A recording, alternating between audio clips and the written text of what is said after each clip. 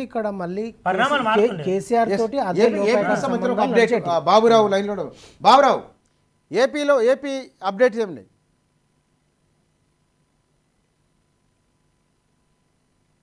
Hello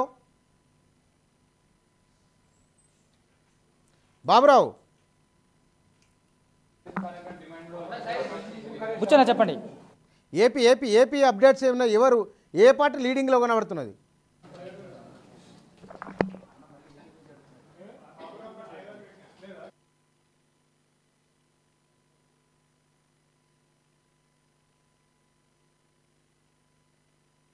Chandrababu ఎట్లా AP నుంచి సెంట్రల్లో రైట్ బుచ్చన్న, కేంద్రంలో బీజేపీ మరోసారి అధికారంలోకి వస్తుందని చాలామంది భావించారు. బీజేపీ కూడా ఆ మేరకు ప్రాపగాండా క్రియేట్ చేసుకుంది. న్యూస్ ఛానల్స్లో కానీ రకరకాలుగా చూసుకున్నట్లయితే మరోసారి బీజేపీ అధికారంలోకి వస్తుందని చాలామంది భావించినప్పటికీ కూడా ఫైనల్ ఎగ్జిట్ పోల్స్కి మించి ఎగ్జాక్ట్ పోల్స్ డిఫరెంట్ రిజల్ట్స్ని చూపిస్తూ ఉన్నాయి. ఈ ఎన్నికలు చూసుకుంటే కనుక ఖచ్చితంగా బీజేపీ అధికారం రావడం అనేది కొంచెం కష్టంగా కనిపిస్తుంది. ఇలాంటి కష్టమైన పరిస్థితుల్లో మిత్రపక్షాల యొక్క సహాయం ఖచ్చితంగా ఇప్పుడు బీజేపీకి అవసరం ఉంది.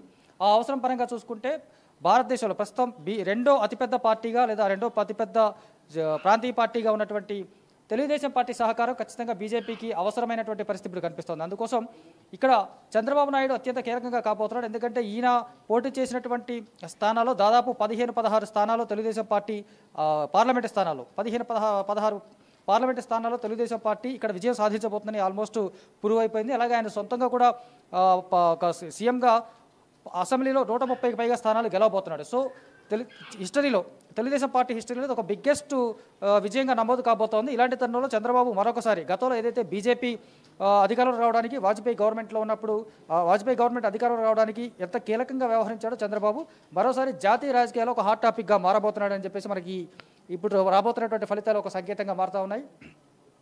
జాతీయ స్థాయిలో గతంలో అనేక సార్లు చక్రం తిప్పారని చెప్పేసి చంద్రబాబు చెప్పుకుంటా ఉన్నారు. అది వాస్తవంగా 99లో మనకు కనిపించింది.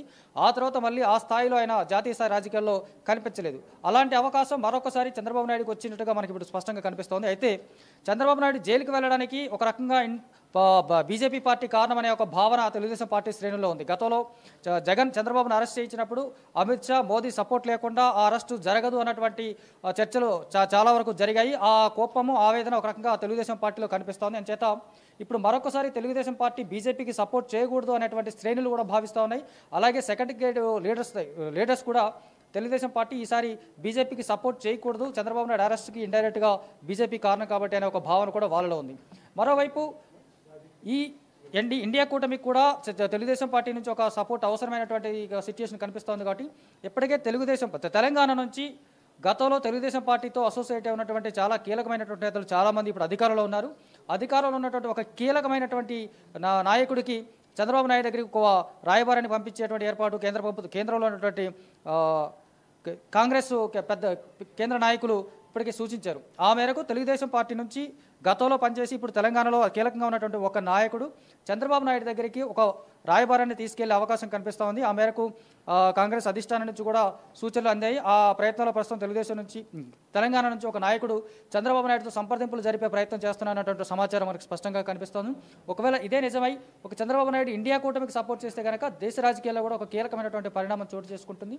ఆ పరిణామానికి ప్రధాన కారణంగా కీలకమైనటువంటి నాయకుడిగా చంద్రబాబు కనిపిస్తారు. కాబట్టి ఒక రకంగా ఇండియా కూటమికి చంద్రబాబు నాయుడు సపోర్ట్ చేస్తే ఖచ్చితంగా జాతీయ రాజకీయాల్లో చక్రం తెప్పొచ్చు, అతను ఏదనుకుంటే అది సాధించే అవకాశం ఉందన్నటువంటి ఒక రాజకీయ కోణంలో ఆలోచించినప్పటికీ కూడా అలాగే ఆ రాష్ట్రానికి తను కాబోయే సీఎంగా కూడా అవుతాడు. కాబట్టి ఖచ్చితంగా ఆంధ్రప్రదేశ్ రాష్ట్ర రాజకీయ భవిష్యత్తు కోసం కానీ రాష్ట్ర అభివృద్ధికి సంబంధించినటువంటి అంశాల్లో కానీ కీలకంగా ఉంటాడు. తను ఏదైనా సాధించుకునే అవకాశం ఉంటుంది.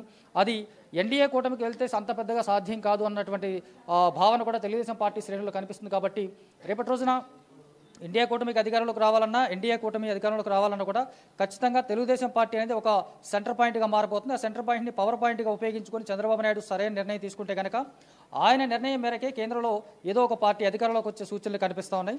దీంతో చంద్రబాబు నాయుడు మరొకసారి జాతీయ స్థాయి రాజకీయాల్లో చక్రం తిప్పే అవకాశం ఉంది. అందుకోసం ఇప్పటికే తెలుగుదేశం పార్టీ శ్రేణులు కూడా సిద్ధంగా ఉన్నారు, దానికి మెంటల్గా ప్రిపేర్ అయి ఉన్నారని దానికి మనకు తెలుస్తూ ఉంది. బుచ్చన్న.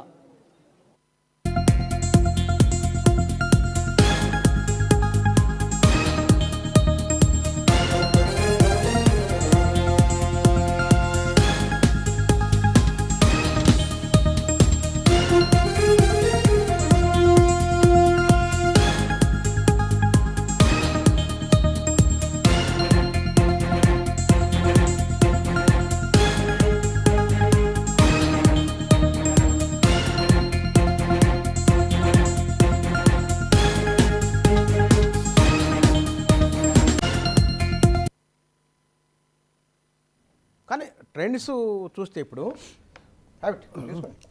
ట్రెండ్స్ చూస్తే కనుక బీజేపీ కాంగ్రెస్ ఈ రెండింటి మధ్య సమానంగా అది ఎస్టాబ్లిష్ అవుతూ ఉన్నది. తెలంగాణ విషయంలో బీఆర్ఎస్ అది ఫీల్డ్ నుంచి పక్కకి జరిగినట్లే. కంటోన్మెంట్లో ఎమ్మెల్యే అసెంబ్లీ ఉప ఎన్నికలో అది సెట్ బ్యాక్ అవుతున్నది. లోక్సభలో